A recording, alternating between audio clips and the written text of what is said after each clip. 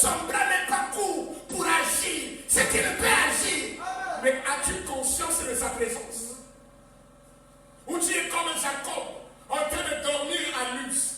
Ce soir, il te dit, lève-toi.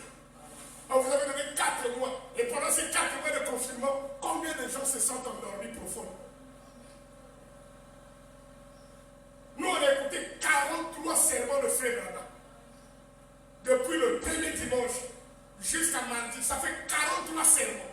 Donc tu en as écouté combien? 0. Et pendant que nous, on est dans le jeûne, toi, tu déambules les rues. Tu cherches quoi? Il se peut que le Seigneur voulait qu'il y ait des temps de ce genre pour que vous puissiez apprendre à prier. Amen. Pour que vous puissiez apprendre à chercher la face de Dieu. Amen. Et beaucoup sont ceux qui n'ont pas compris la leçon. Donc si Dieu vient de noter ce soir, j'ai peur qu'on puisse noter 0 sur 20, beaucoup de frères, beaucoup de soeurs. Elles passaient leur temps à autre chose. Est-ce que c'est la vérité? Alors, on a dit l'église, ok. Donc voilà, on fait tout ce qu'on peut faire. Est-ce que vous voyez beaucoup de gens?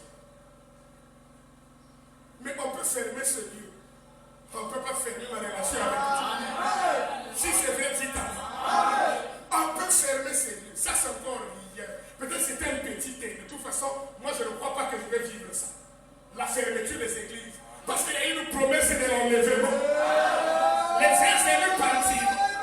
Les rétrogrades là, les gens qui attendront la pression pour se réveiller. Est-ce que vous savez que Noé était un rétrograde? Frère Branham a dit, c'est lorsqu'il a vu Enoch être enlevé, Noé s'est réveillé, il a pris conscience que le jugement de Dieu était imminent. Il a commencé à s'atteler rapidement, mais Enoch était dans la condition de la foi de l'enlèvement. Il marchait 500 ans, alléluia, avec Dieu, 500 ans. Et maintenant, pendant qu'il marchait comme ça, il a mis le vent. Ça me dit, il escalada l'échelle de Jacob. On l'a cherché, il n'était pas là. Pourquoi? Il avait toujours l'Éternel devant lui. Et il a marché. La Bible dit, c'est par la foi qu'Enoch reçut un bon témoignage avant son enlèvement.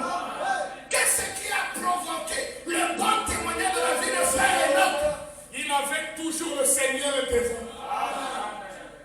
C'est le secret de la réussite. C'est le secret du succès. C'est le secret de la prospérité d'une vie chrétienne.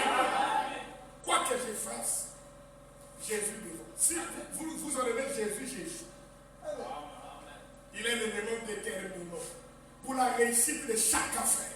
Est-ce que quelqu'un peut dire amen à ça? C'est à cause de ça que Noé est passé par la tribulation. Oh nos frères, Jésus nous a dit, ce qui arriva du temps de Noé, arrivera, vous savez, du temps de Noé. Nous ne sommes pas au temps de Noé. C'est le monde qui est au temps de Noé. Mais nous devons trouver notre alignement dans les Écritures. Nous sommes au temps de Enoch. Parce que quand Jésus le dit dans Luc 17:30, c'est une Bible terrible. Regardez. Ce qui arriva du temps de Lot arrivera de même au jour de l'avènement du Fils de l'homme. Et les prédicateurs ont commencé à prêcher, vous savez, au temps de Lot, il y avait ceci. Ce qui arriva du temps de Noé, il y avait ceci. Or, quand il a pointé Noé, il a pointé Lot, Lot aussi était un rétrograde.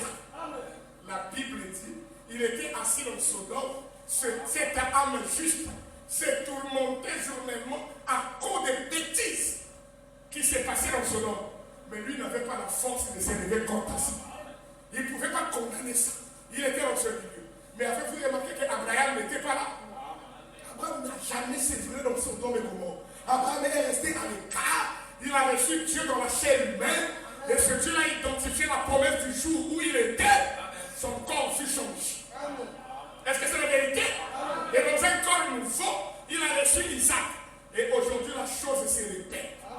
Dieu nous a visités dans une chair humaine afin que ce corps puisse être changé à la fin du processus et que nous puissions être pris en haut.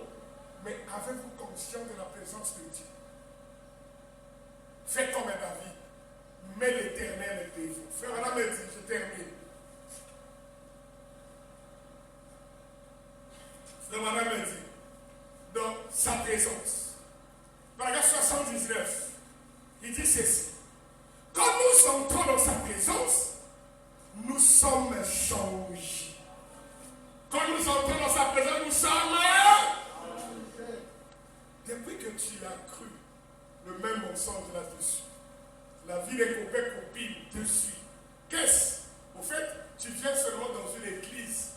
mais on ne t'a jamais fait entrer dans la présence de Dieu.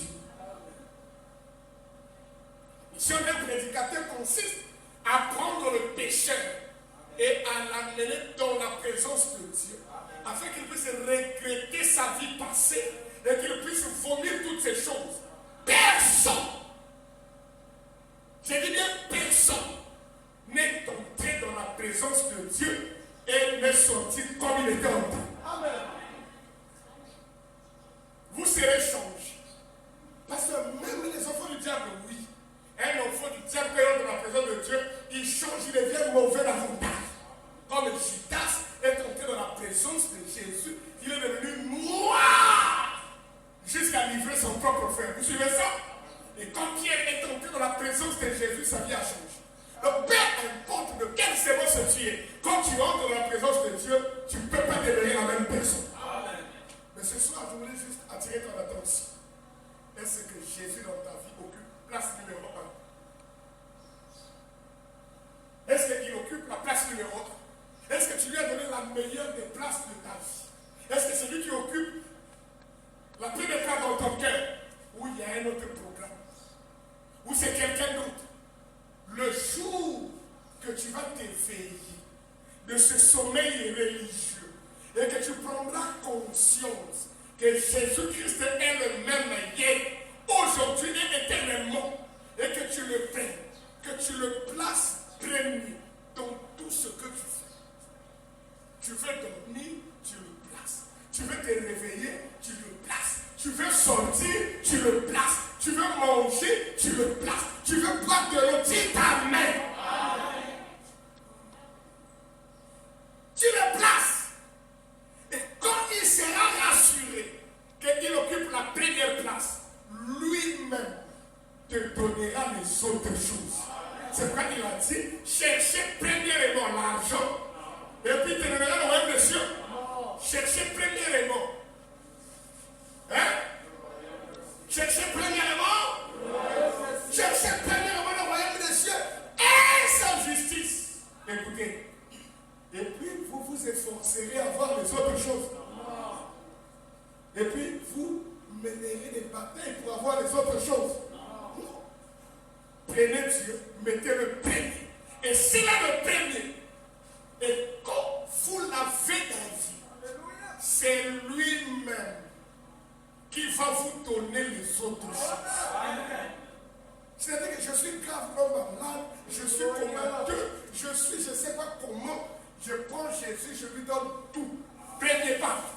Et quand il viendra, moi, il saura que moi, il faut que je me déplace pour aller dans sa maison. Mais si je n'ai pas la santé pour me déplacer, comment irai-je l'adorer? Lui-même te guérira. Ça, c'est un peu des choses que tu vas demander. C'est-à-dire que toi, tout ce que tu as à faire, c'est de le mettre en paix. Regardez, lorsque cette femme est sortie le matin par là, je vais m'arrêter. Jézabel venait de rejeter Élie, quoique Élie était son pasteur. Akab venait de rejeter Élie, quoique Élie était son pasteur. Est-ce que vous savez que Branham est le pasteur de l'âge? Même si vous le rejetez, c'est lui votre pasteur. Amen. Si tu crois ça, je veux un puissant amen. Jézabel ne voulait pas d'Élie. Mais pourtant, Élie était son pasteur. Dites amen. Amen. Dieu a fait tomber son jugement. La faim, c'était pas la sécheresse. Tenons tous debout. Je vous salue dans le précieux nom de notre Seigneur et Sauveur Jésus-Christ. Soyez les bienvenus dans la maison du Seigneur. Je crois que vous êtes heureux et dans la joie d'être dans sa maison, n'est-ce pas? Très bien. Nous allons essayer de gagner le dimanche. Nous allons vous donner toutes les précisions sur comment est-ce que dorénavant nous allons avoir nos services ici pour que nous ne puissions pas vous mettre danger, vous mettre en harmonie avec ce décret qui a été signé. Donc le dimanche, ou alors déjà le soir, le samedi pour dimanche, nous allons envoyer dans le groupe WhatsApp de l'église comment nous allons procéder, combien de cultes nous aurons le dimanche. cas, dès que le nombre 50 sera atteint, les diacres auront pour mission de ne plus recevoir les gens. Ceux-là seront basculés dans vague numéro 2. Et ici, on peut avoir, je ne sais pas, 3 ou 4 cultes de 1 heure ou 45 minutes le dimanche pour donner à tout le monde l'opportunité d'adorer Dieu. Nous allons y réfléchir et déjà samedi, dans le groupe WhatsApp de l'église, nous allons envoyer cela. Et puis, vous expliquer comment vont se dérouler les cultes de mardi, de jeudi et de dimanche. Que Dieu vous bénisse. Alors, sans plus tarder, nous ouvrons nos Bibles dans la Genèse, le livre de la Genèse, le chapitre, pour ceux qui prennent les notes, le chapitre 28, les versets 16 et 17. Et puis nous allons lire dans Psaume, le chapitre 16. À la maison, vous pouvez lire l'intégralité du Psaume 16. Mais ici, je vais prendre les versets 8 à 11. Donc, Psaume 16, les versets 8 à 11. À la maison, lisez Psaume 16 dans son intégralité. Depuis le premier verset jusqu'au 11e. Nous lisons dans le nom du Seigneur Jésus-Christ. Écoutez. Jacob s'éveilla de son sommeil et il dit, certainement, l'Éternel est en ce lieu et moi je ne le savais pas. Il eut peur et dit que ce lieu est redoutable. C'est ici la maison de Dieu, c'est ici la porte des cieux. Amen. Psaume 16. Le 8e verset. J'ai constamment l'Éternel sous mes yeux. Quand il est à ma droite, je ne tombe pas. Lui, c'est quoi a dit? Je ne chancelle pas. Darby a dit, je ne trébuche pas. Et la traduction du Monde Nouveau dit, je n'échoue pas ou je ne faillis pas. Je répète le verset 8. J'ai constamment l'Éternel sous mes yeux. Quand il est à ma droite, je ne chancelle pas. Le verset 9 aussi, mon cœur est dans la joie, mon esprit dans l'allégresse, et mon corps repose en sécurité. Car tu ne livreras pas mon âme au séjour des morts, ni, il dit, tu ne permettras pas que ton bien-aimé voie la corruption. Tu me feras connaître le sentier de la vie. Il y a d'abondantes joies devant ta face, des délices éternelles à ta droite. Prions. Éternel Dieu, notre Père céleste, adorable roi béni, ce soir nous voici réunis dans ta maison, implorer ta grâce et ta miséricorde pour que Père tu nous viennes en aide, que tu te souviennes de ton peuple, que nous sommes pour nous donner des temps favorables, des moments, Père de gloire, où nous pourrons venir librement dans ta maison t'adorer, être en communion avec nos bien-aimés frères, nos bien-aimés sœurs. Nous venons de lire ta parole, Père, et nous savons que ta parole pour nous, c'est la vie. C'est cela la nourriture de notre âme. Il est écrit, l'homme ne vivra pas de pain seulement, mais de toute la parole qui est sortie de la bouche de Dieu.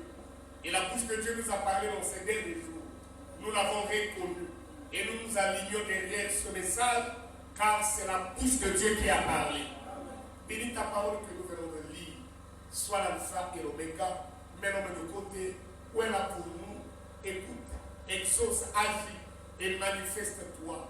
Afin qu'au sortir d'ici, nous puissions dire en nous-mêmes, notre cœur ne brûle-t-il pas au-dedans de nous, comme il nous parlait dans sa maison.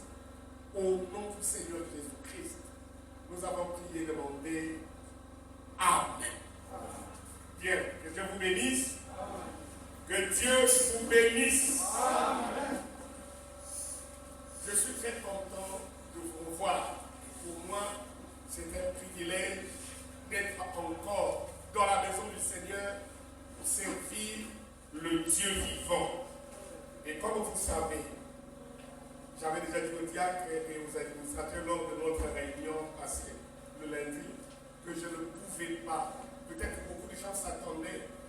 va revenir sur mariage et divorce, continuer à partir de là où nous sommes arrêtés. Mais comprenez que je ne peux pas le faire. Parce que les conditions actuelles font que tout le monde ne puisse pas être là au même moment à l'église. Et alors ça sera difficile de revenir sur l'enseignement. Donc vous allez voir, jusqu'à ce que ces mesures vont être mises de côté, je prendrai chaque jour de culte un sujet. Et je tâcherai d'être vraiment, vraiment bref pour que ceux qui ne sont pas venus, par exemple, nous pouvons prendre la même prédication là et leur remettre. On peut mettre ça dans le groupe, ils suivent l'audio ou ils prennent la vidéo. Comme ça, tout le monde va être au même niveau. Alors, si vous prenez les notes, je voudrais vous exhorter ce soir sur ce petit thème, avoir l'Éternel sous nos yeux, afin d'être conscient de sa présence. Vous pouvez ouvrir la parenthèse, l'éveil de Jacob. Avoir l'Éternel sous nos yeux, afin d'être conscient de sa présence. Avoir.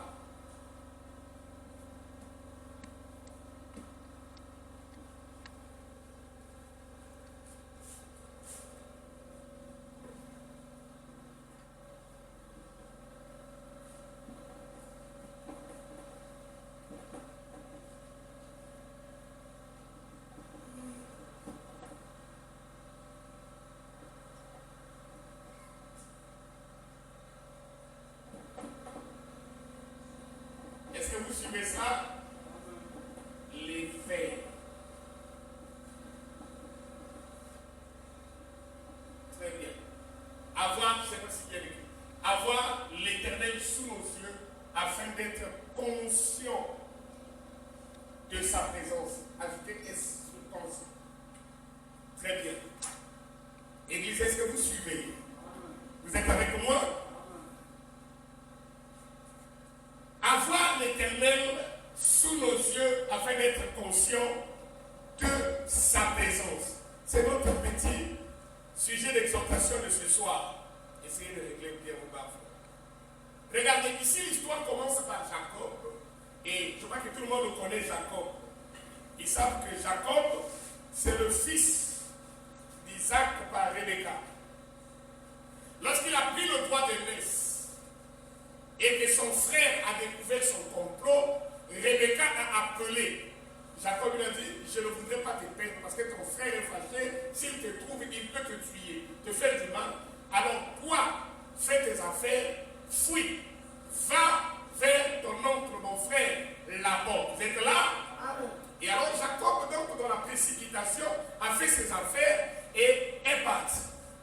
La Bible dit, vous pouvez lire toute l'histoire de Genèse 10 et 28, c'est merveilleux. Il arriva dans une localité appelée Luz. Et comme le soleil commençait à se décliner, il ne pouvait plus continuer. Il donc va décider de dormir là.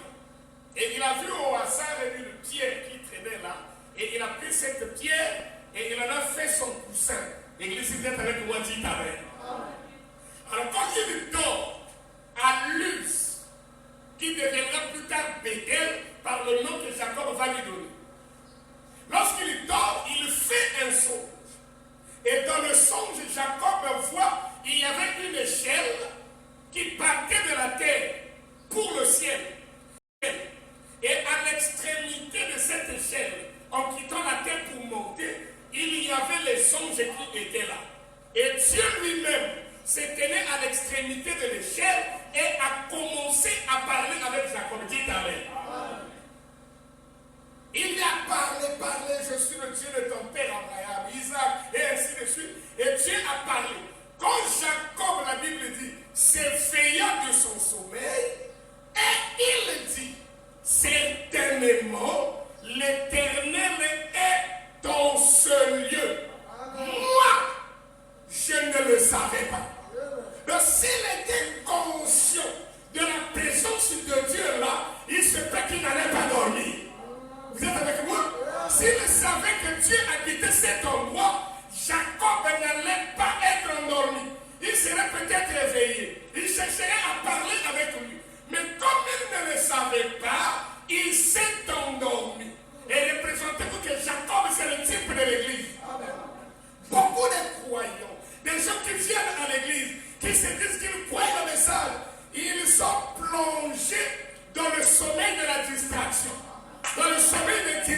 l'abaissement, dans le sommet, on dit Amen, dans le sommet de la mondanité, tout simplement parce qu'ils ne sont pas conscients de la présence de Dieu. S'ils étaient conscients de la présence de Dieu, ils n'allaient pas tomber dans le sommeil.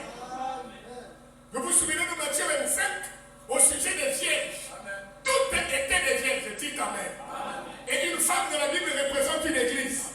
Et elles étaient en train d'attendre l'époux. Remarquez, la Bible dit elles sont dormies. Donc, toutes les vierges, et les sages, et les folles se sont endormies. Si c'est vrai, dites Amen. Mais au milieu de la nuit, le cri de minuit éveilla la conscience des vierges.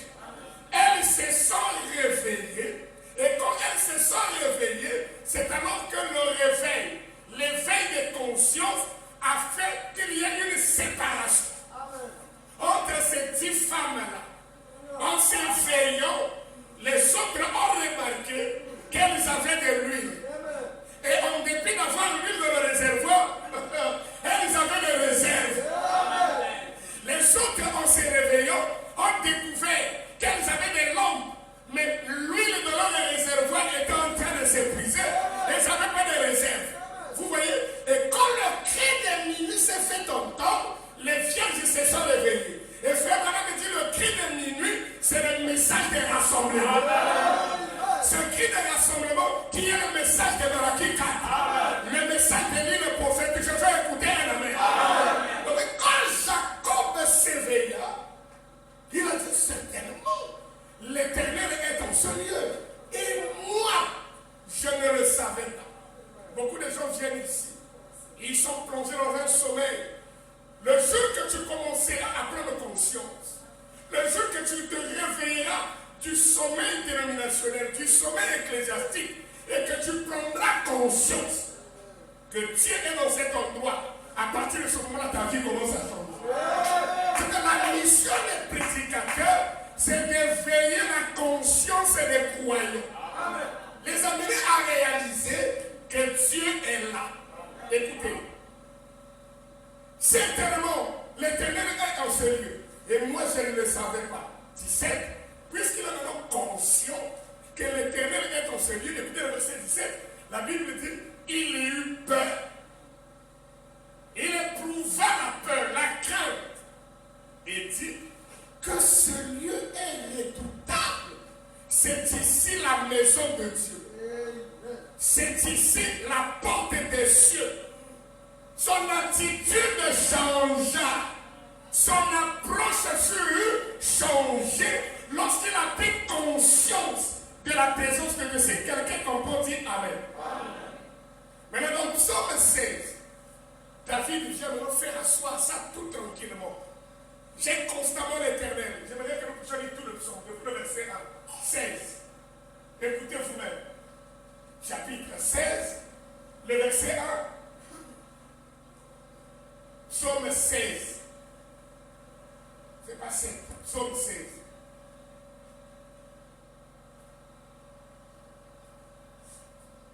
Hymne de David. Écoutez. Garde-moi, ô Dieu, car je cherche en toi mon refuge.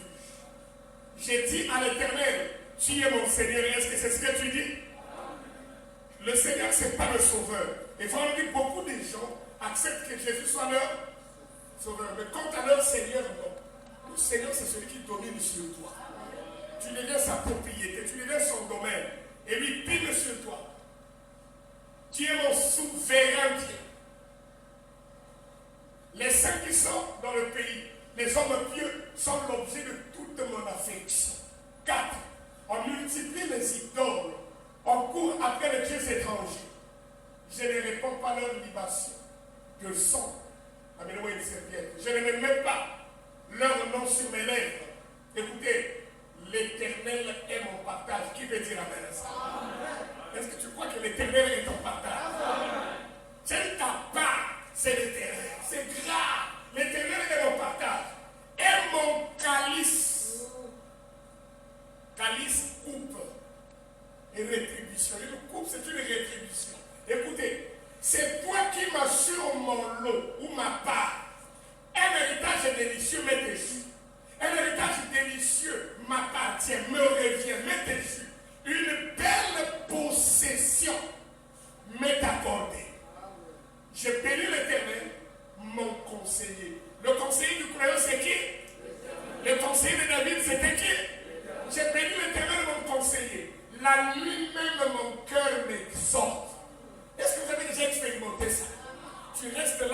qui parle, mais ton cœur est en train de te parler. En train de te rappeler les bienfaits de Dieu. Qui peut dire amen à ça? Maintenant, écoutez. Il dit ceci. J'ai constamment l'Éternel sous mes yeux. J'ai constamment. J'ai l'Éternel sous mes yeux de façon régulière. J'ai constamment l'Éternel sous mes yeux. Quand il est à ma droite, je le chancelle. Il a constamment l'Éternel sous ses yeux. C'est-à-dire qu'il a l'Éternel devant lui. C'est-à-dire qu'il met l'Éternel devant et lui le contemple. Et donc, aussi longtemps qu'il est là, il a conscience que l'Éternel est là, alors il ne peut pas tomber. Écoutez, frère Branham, dans le sermon, dans sa présence, 9 septembre 1962, le soir, j'étais en train de penser, ne pas traîner pour qu'on prie. Et je vais voir comment le Seigneur va conduire ça. Regardez, paragraphe 74, dans Psaume 16, le verset 8, David a dit, j'ai l'Éternel sous mes yeux. Est-ce que vous venez de lire ça? C'est une bonne chose à faire. Psaume 16, 8, j'ai l'Éternel sous mes yeux. Ainsi, il ne pouvait pas être dans la confusion à ce sujet. Il voulait être conscient de sa présence. Aussi, David a-t-il dit, j'ai constamment l'Éternel sous mes yeux. Maintenant, moi, David, j'ai l'Éternel sous mes yeux pour être toujours conscient. Regarde comment frère interprète l'Écriture. Psaume 16, 8. Maintenant, moi, David, j'ai l'Éternel sous mes yeux. J'ai l'Éternel sous mes yeux pour être toujours conscient de la présence de Dieu. Ne serait-ce pas une bonne leçon pour nous tous ce soir? Avoir l'Éternel sous nos yeux afin d'être conscient de sa présence. On va l'expliquer. Ça veut dire quoi? Avoir l'Éternel sous vos yeux. Ça veut dire le mettre en première position. Pourquoi? Mettez-le en première position devant vous. Pourquoi? Ainsi, vous ne pécherez pas quand vous vous rendrez compte que vous êtes constamment dans la présence de Dieu. Qui peut dire Amen? Quand vous vous rendez compte que Dieu est là, vous surveillez ce que vous dites. Alléluia. Quand tu vois quelqu'un qui est vulgaire, à Tonga Moyete, quand tu vois quelqu'un qui est médisant, quand tu vois quelqu'un qui s'essouille, regardant de n'importe quoi et tout, c'est parce qu'il est dans un sommeil. Un sommeil spirituel. Il ne sait pas que l'us, là où il veut dormir là, c'est là la porte du ciel. Il ne sait pas que Dieu est là. Alors il faut qu'il puisse être choqué. Il faut qu'il puisse être secoué. Il faut qu'il puisse être remué. Et s'il peut se réveiller, alors il prendra conscience de la présence de Dieu. Et s'il l'a ici, constamment, il ne peut pas pécher. Écoutez vous-même. Hébreux chapitre 2, deuxième partie, le 25 août 1957, paragraphe 21. Et Dieu doit avoir la première place dans votre cœur. Qui peut dire Amen? Il doit avoir quoi? La première place dans votre cœur. La première place dans votre vie. La première place dans tout ce que vous faites. Et tout ce que vous êtes. Dans tout ce que vous faites. Et tout ce que vous êtes. Dieu doit être en premier. Je répète ça. Dieu doit avoir la première place dans votre cœur. Qui peut dire un puissant Amen? Amen. La première place dans votre vie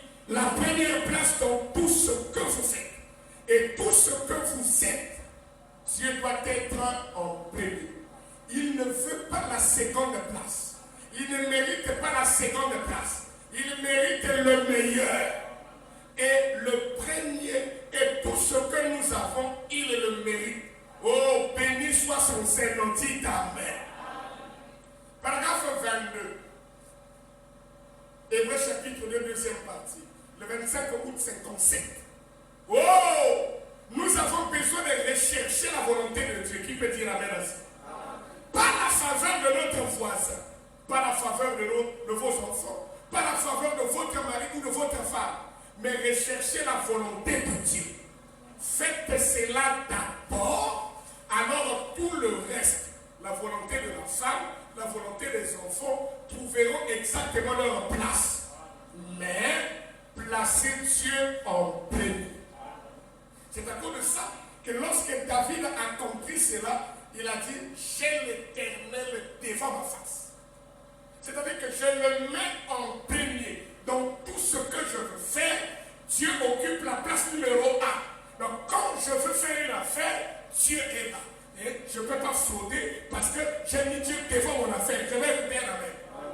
Quand je veux prendre une décision, c'est Dieu que je prends, je mets au devant. Je ne vais pas m'énerver, je ne vais pas me fâcher parce que quand je regarde Dieu, il me dira que le chrétien n'a pas cette attitude-là. Et c'est quand vous la mettez en premier, vous n'allez plus pécher. Je veux écouter un amen. Écoutez, paragraphe 75, dans sa présence, 9 septembre 1962 le soir. Quand un homme pense que Dieu n'est pas là, il va jurer, il va convoiter les femmes, il va faire, il va voler, il va tricher, mentir. Il fera n'importe quoi quand il pense que Dieu ne le voit pas. Est-ce que tu comprends ça? Dieu ne le voit pas. Et alors comme il pense que Dieu ne le voit pas, il vole, il triche, il convoite, il ment. Mais amenez-le dans la présence de Dieu. Il cessera cela immédiatement. Vous voyez? Et David a dit, j'ai constamment l'Éternel sous mes yeux. C'est une bonne chose. Ce n'est pas étonnant que Dieu ait dit qu'il était un homme selon son cœur. Est-ce que vous comprenez pourquoi Dieu a dit que David était un homme selon son cœur? Parce que David mettait Dieu en premier dans chaque chose. Il mettait Dieu premier. Donc il donnait à Dieu la première place. Il oubliait qu'il était roi. Et dès qu'on lui disait ainsi dit l'Éternel, il savait s'écarter et donner la place de Dieu. Et c'est pourquoi il était un homme selon le cœur de Dieu. L'homme fera n'importe quoi quand il pense que Dieu n'est pas prêt. Mais quand il se rend compte que Dieu est prêt, avez-vous déjà fait attention à un homme pécheur? Qu'une personne pieuse s'approche, si c'est un pécheur qui était là à raconter de bizarreries, de plaisanteries obscènes, dès qu'un saint, dès qu'un homme pieux s'approche, il vient dans le milieu où il est en train de raconter des bêtises, vous avez tendance à voir qu'il arrête ça. Parce qu'un homme saint véhicule la présence de Dieu. Et cette présence-là, quand le pécheur entre à l'intérieur, il arrête ses bêtises. Frère, madame, vous voyez. Qu'une personne pieuse s'approche, il cessera ses jurons. S'il a un minimum de respect, vous voyez, il ne fera pas de sales plaisanteries qu'il aurait voulu faire. Voyez-vous? Vous voyez? Vous voyez? Il arrêtera cela parce qu'il sait qu'il est dans la présence de Dieu. Car Dieu habite dans le tabernacle de son peuple. Vous voyez? Paragraphe 76. Après que David a fait cela, il a dit, mon cœur est dans l'allégresse. Je souhaite que vous lisiez. Vous le lisiez, le psaume 16. À la maison, lisez psaume 16. Mon cœur est dans l'allégresse et mon corps repose en sécurité. Ça va me dire pourquoi mon cœur est dans l'allégresse. Parce que j'ai constamment Dieu sous mes yeux. Et mon corps repose en sécurité. Si je meurs, je ressusciterai, dit Amen. Car il ne permettra pas que son bien-aimé voie la corruption, ni ne livrera son âme au séjour des morts. Est-ce que vous savez que ça s'est accompli en Jésus? Amen. Vous voyez, quand David a mis Dieu devant lui et qu'il était conscient, qu'il était constamment dans la présence de Dieu, point. Cherchez d'abord le royaume de Dieu. Et vous connaissez la suite du verset. Et les autres choses vous seront données dans la suite. Est-ce que c'est vrai? Écoutez. Paragraphe 77 dans le même livre. Là. Écoutez maintenant, Église, je vous aime. Et je voudrais que vous m'écoutiez maintenant, comme le frère Macquerie avait l'habitude de le dire. Je veux dire quelque chose.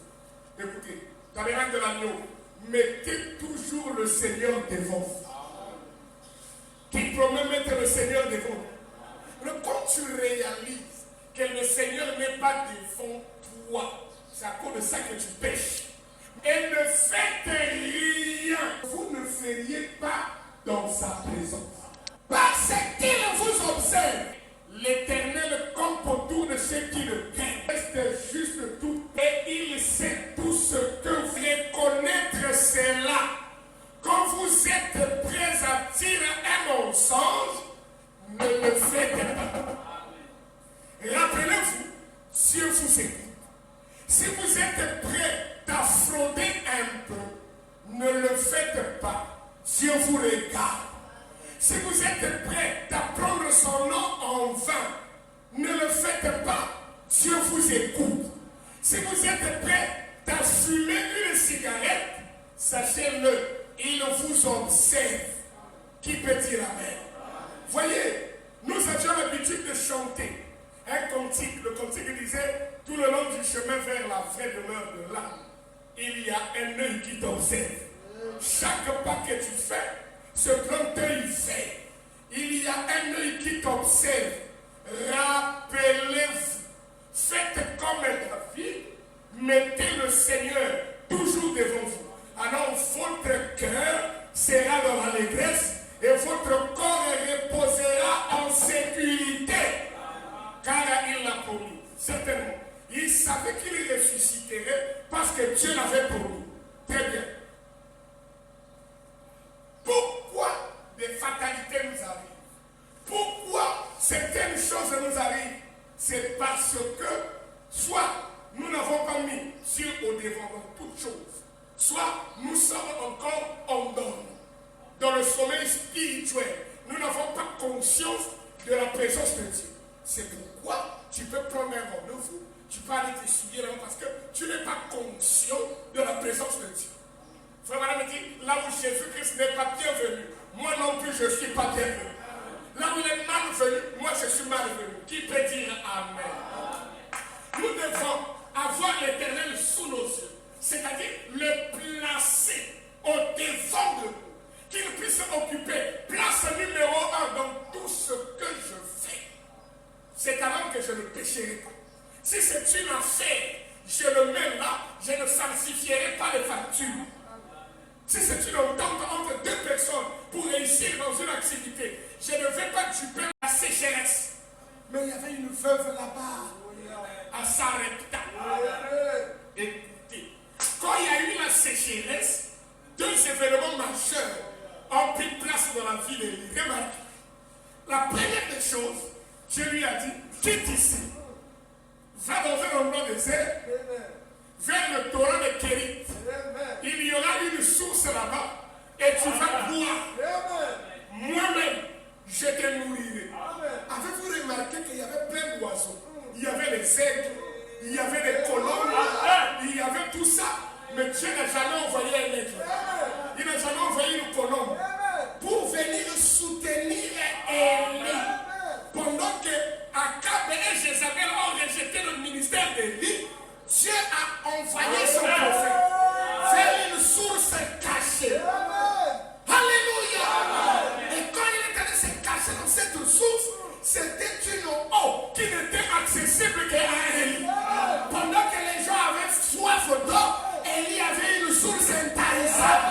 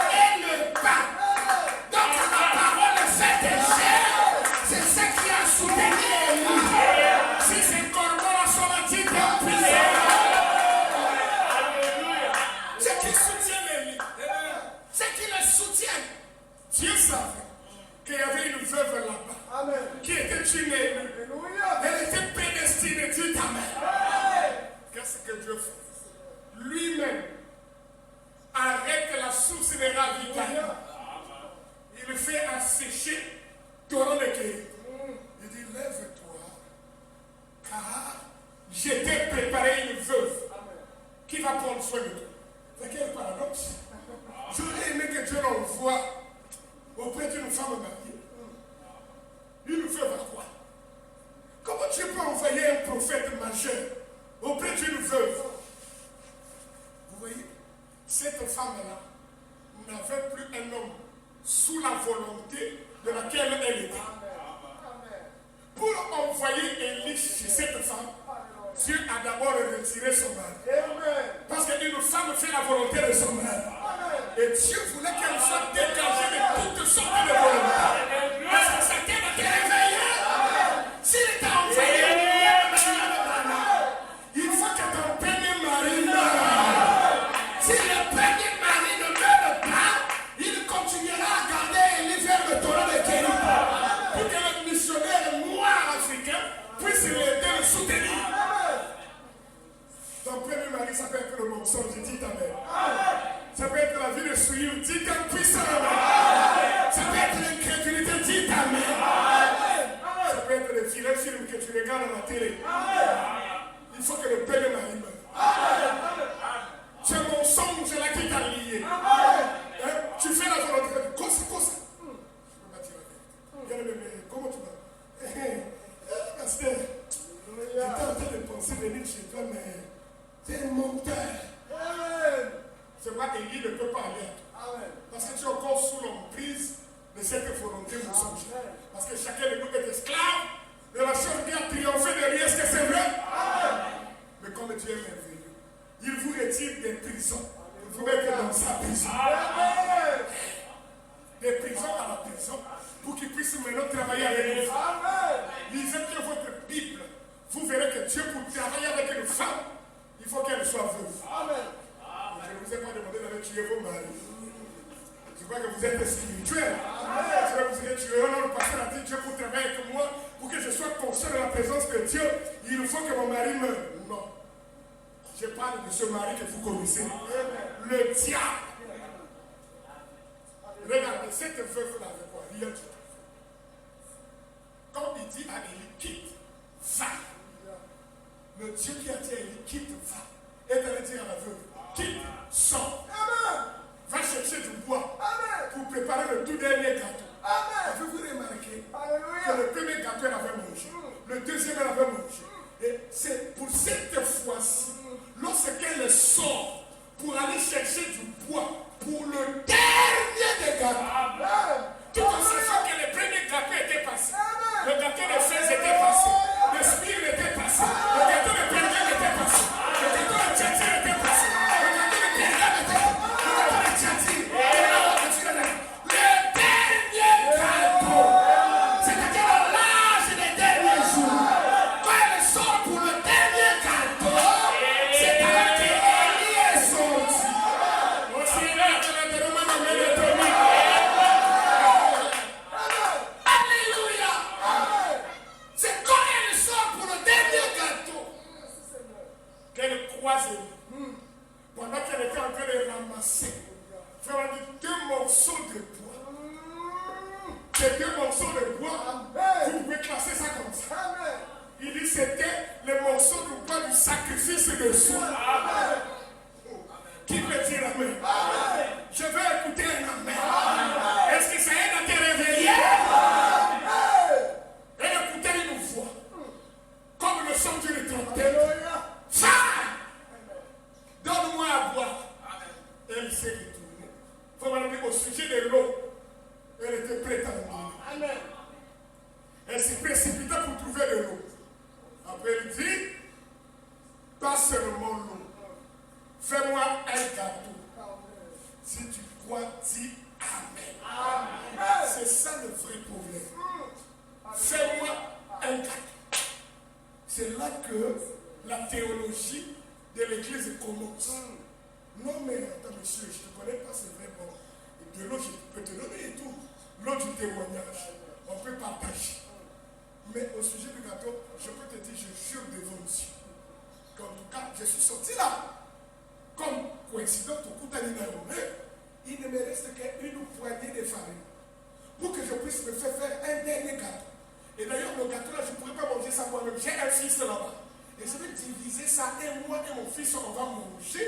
Et puis après quoi, on va attendre la mort. Regarde. Et il lui a dit, pour cette fois-ci, fais-moi d'abord un gâteau. C'est grave. Fais-moi d'abord. Non, je veux que tu prêches avec moi. Fais-moi d'abord quoi? Fais-moi d'abord un gâteau.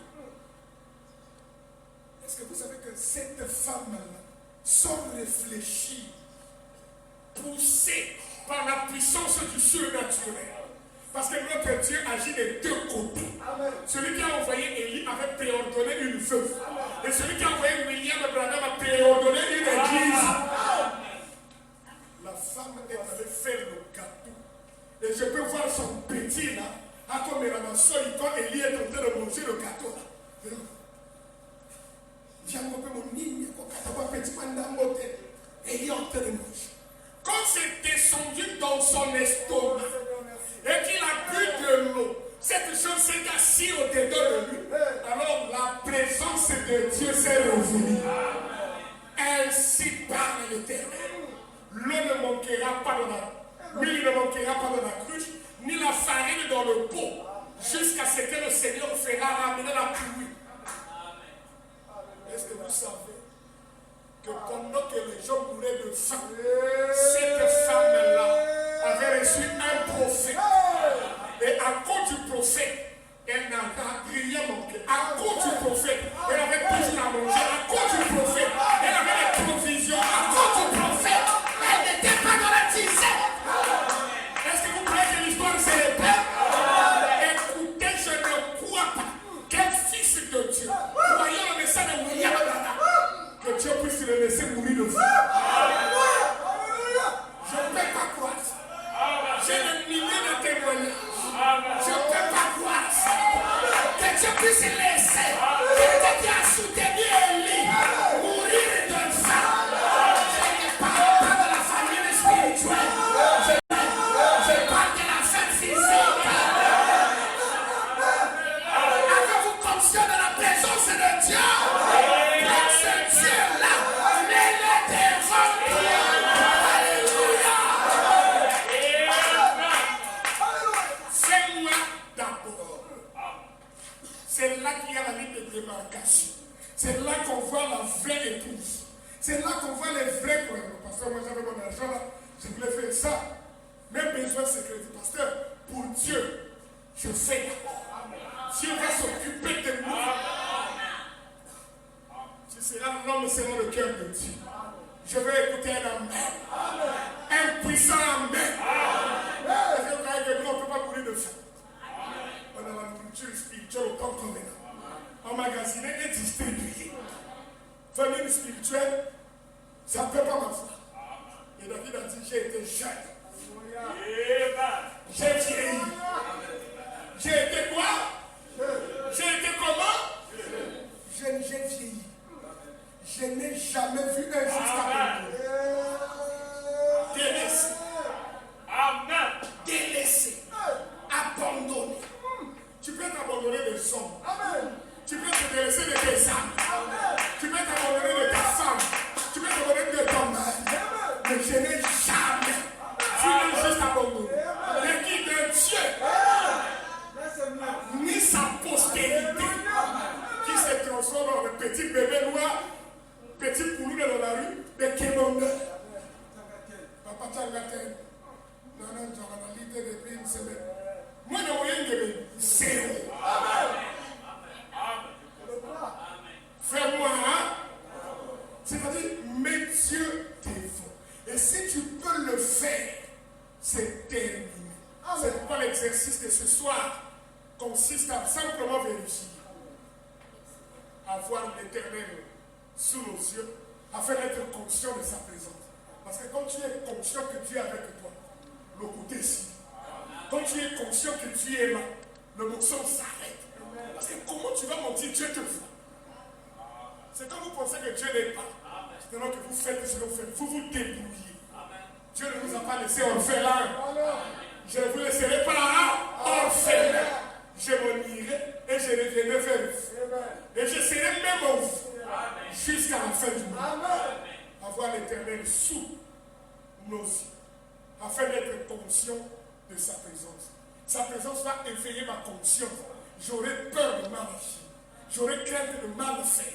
Parce que, comme ce lieu est redoutable, l'Éternel habite ici. Et moi, Caleb et Pongola, je ne le savais pas. Veux-tu te lever? Que le Seigneur notre Dieu vous bénisse. Amen. Et dis à Dieu, Seigneur, je ne le savais pas.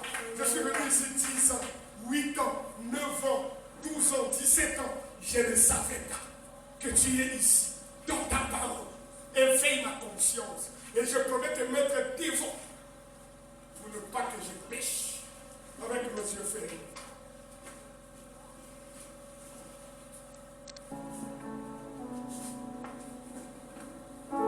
Chante avec moi. Alléluia.